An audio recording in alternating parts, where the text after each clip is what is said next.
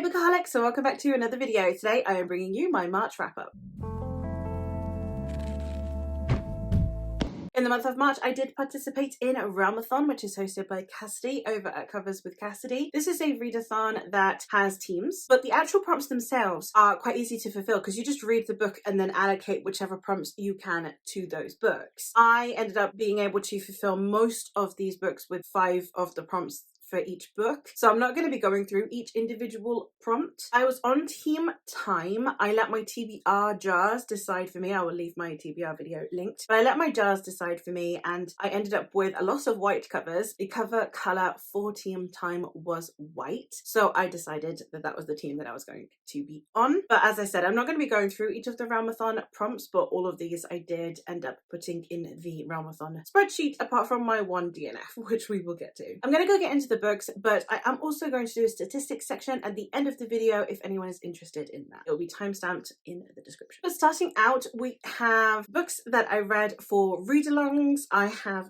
3 at the moment that I am participating in. That is going up in April because I am insane. Firstly, I am going to talk about the 3rd book in the Memory, Sorrow and Thorn series, which is To Green Angel Tower Part 1. And I read that one as a read-along that is hosted by Stephen Arion over on his YouTube channel. I did intend to participate in the live for the 2nd book, which was aired in March, and that is The Stone of Farewell. But I actually was in the middle of a storm during the live and I spent a decent portion of it actually in the dark. So that was not something that I was able to accomplish, but I did participate in the chat. So if you want my thoughts on this one, I will leave the live links down below. But the 3rd book was also really good. I really like the direction that this series is taking. I really like the scope that it has and the level of epicness. You can definitely see the way it has influenced modern fantasy while also being able to see its very clear influences from previous works. So overall, I just think that it's a really, really well written series. It's a classic fantasy, so it is a little bit dated when it comes to how descriptive it is, and it definitely doesn't have pacing like we have in modern fantasy. That doesn't particularly bother me. I quite like reading classic fantasy, but for anyone who is used to a more modern fantasy, it does uphold that typical classic fantasy of there's a lot of description, the pacing is quite slow, there's a lot of just traveling. Simon, also the protagonist, does have that typical male protagonist that you were guessing in the 80s and 90s. So just there are still elements that are classic fantasy. For anyone who is not fond of that, I don't think this would be for you. But if you are curious about checking out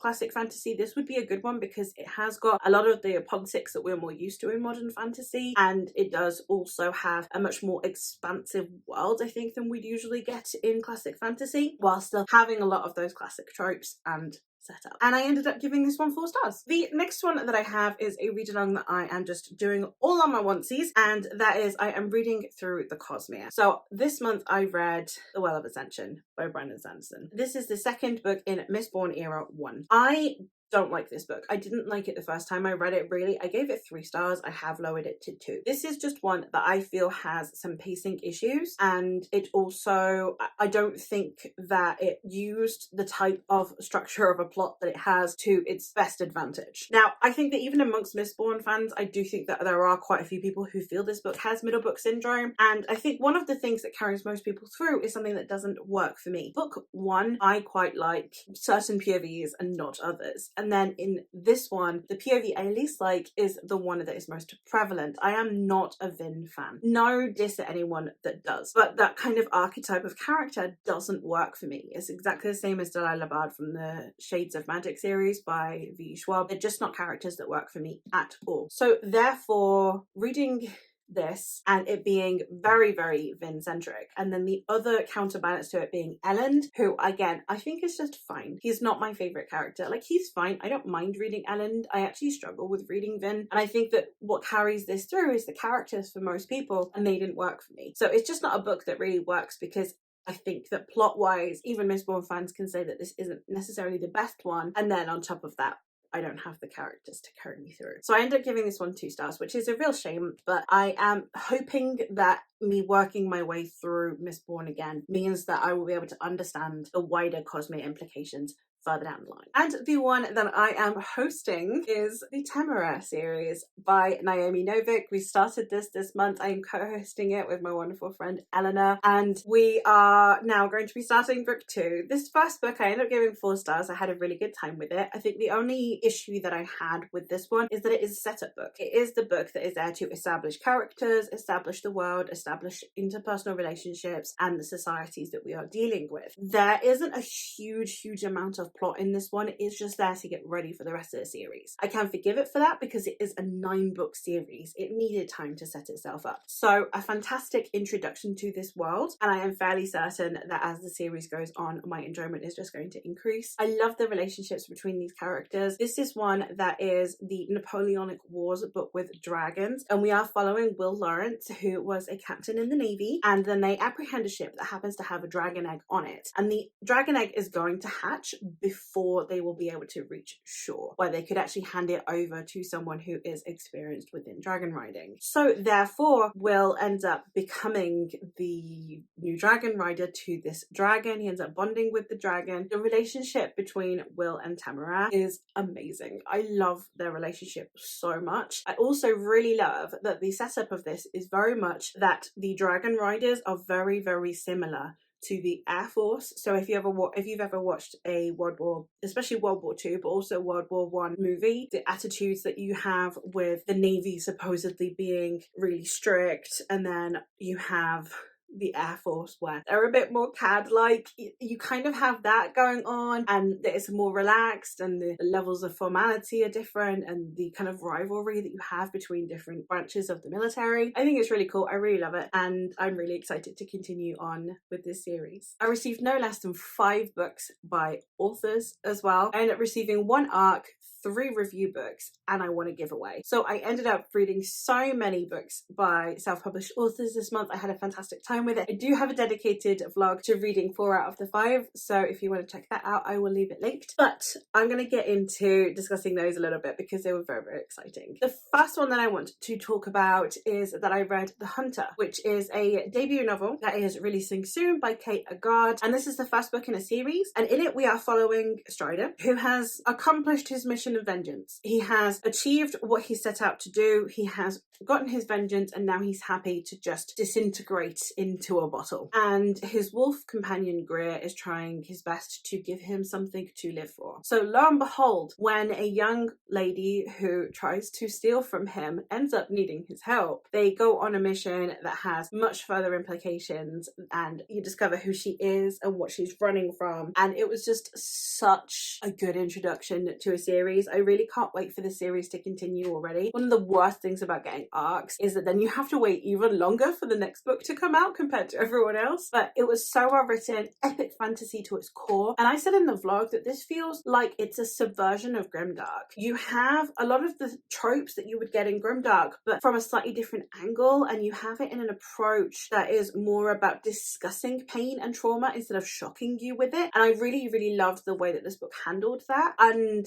for the most part, as a debut, really good book, and I ended up giving this one 4 stars. Getting into the books that I was sent for a review, another one that I ended up giving 4 stars was The Piece of Phaedron by Michael Richards. This was again sent to me by the author. This one is such a lovely book, and it comes with a full colour map for me. I'm really happy with that. It's very pretty. This is one that is your typical classic fantasy setup, in the sense that we have a young man who is in a village, and it's quite an unusual village because it is one of the few villages in this world where thralls, so slaves, work alongside freemen. And he is trying to slowly but surely get the town to overcome thraldom, to not have slaves. And he's trying to chip away at that slowly. However, when it is discovered that he actually is a light twister, that he has the magic that is within this world, he is then allocated to a quite cruel master, and he is to train to become a light twister. He therefore must must try and combat the cruelty that tends to come within people who are light twisters. This has a Norse-inspired setting. It has got not quite a hard magic system because it is YA, but it does have some consequences and clear guidelines to the magic system, which is pretty cool. And then on top of that, we do have the typical fantasy setup of you have a young boy who ends up being kind of more like a chosen one character, and you have this, he needs to go with his mentor and he needs to overcome an evil, even if in this case the evil is within. I'm going to be doing a video where I'm going to talk about typical fantasy setup and my thoughts on it soon, and this book is definitely going to feature in it because I do think it is one of the more innovative takes on that fantasy trope. Another one that was sent to me for review by the author is The Starlight Jewel by E.L. Lyons. This is one that I absolutely loved. This is a dark epic fantasy folklore. It is a fantasy setup in the terms of the epicness. It has very folkloric vibes. It has dark fantasy vibes when it comes to the city. It's kind of like Carnival Row, where you have people who are fae that live separately to humans. A character named Axley, who is a thief.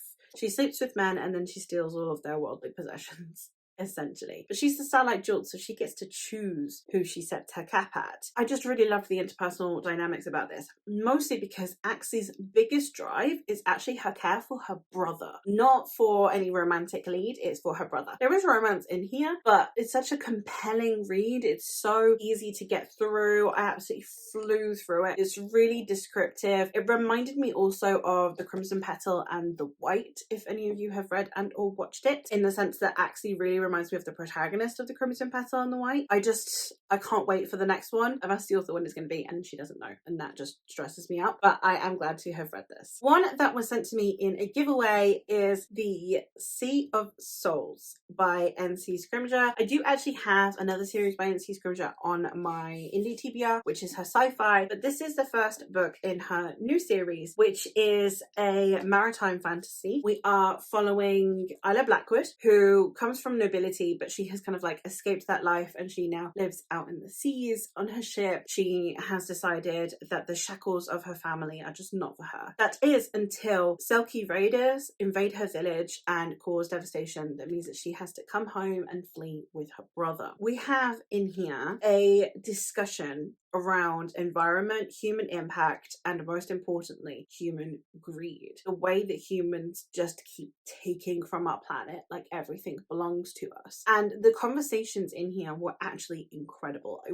really love the way this book discussed its themes so thoroughly. It didn't hold back. We had fantastic dialogue about it, but also just internal thoughts and processing. And it still kept a level of humanity to it as well, which I thought was really cool. We also have generational trauma discussed in here, so content warnings for that. But most importantly, we have Selkies and Kelpies featured in here, which are some of my favorite mythical creatures and don't get talked about enough. So I am very, very glad that they were featured in this one. I did also get a special edition for this giveaway, which means that it has under the dust jacket art, it has a prequel short story signed here, and then it has beautiful artwork inside. And I think for me, one of the most important things as well is it has a pronunciation guide, which with fantasy is a big deal. But I think one of my favorite features is that we have artwork inside. I had a great time with this, and I would highly recommend if you're looking for more maritime fantasy. I was also sent the first book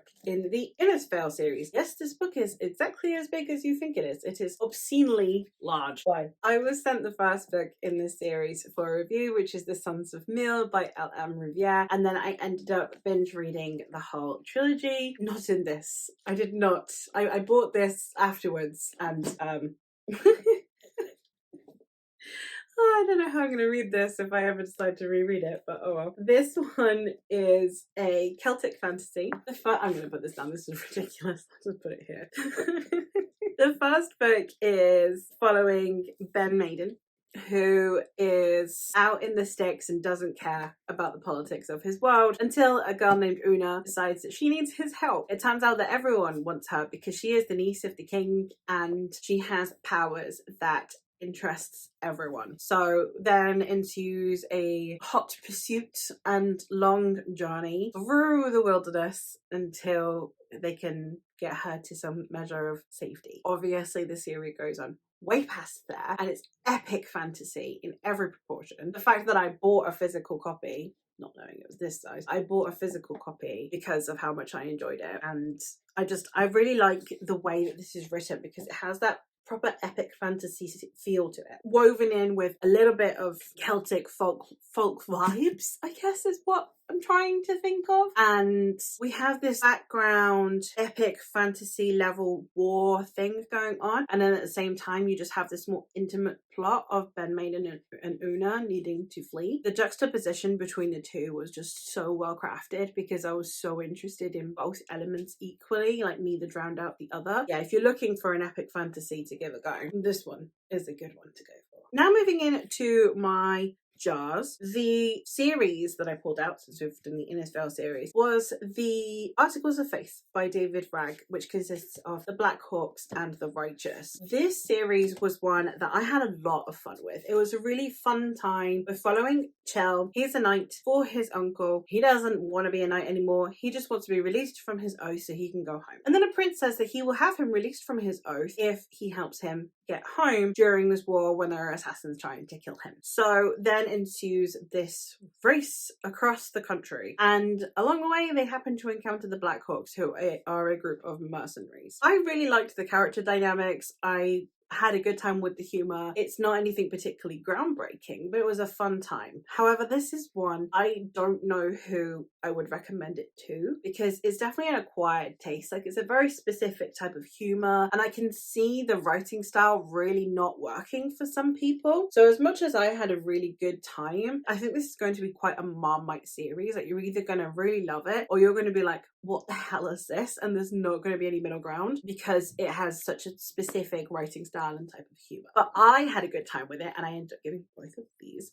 4 stars. My miscellaneous jar, however, did me dirty, and it gave me The Black Prism by Brent Weeks. I have a history of not liking Brent Weeks' works. I read the Night Angel series and did not like it. I thought I would give this a go because I had heard good things. I had heard that it was better than Night Angel, and I had heard that it had a good magic system. I didn't have this. Brent Weeks is not for me. I'm not picking up anything else by this author. The treatment of women, the fat phobia, and the general message that I always get from his books, just they don't work for me, and they make me uncomfortable. I just end up being angry at the text, and that's not what the book's wanting me to do. I'm not angry at the injustice the character is suffering. I am angry at a character being treated as lesser because they are fat, or a woman saying that she deserves to essentially be raped because she was careless. I can't read books like that. So I DNF'd this, and that's it. I'm not reading any more by this author. And the very last book I have to talk about is I read Y Julia retó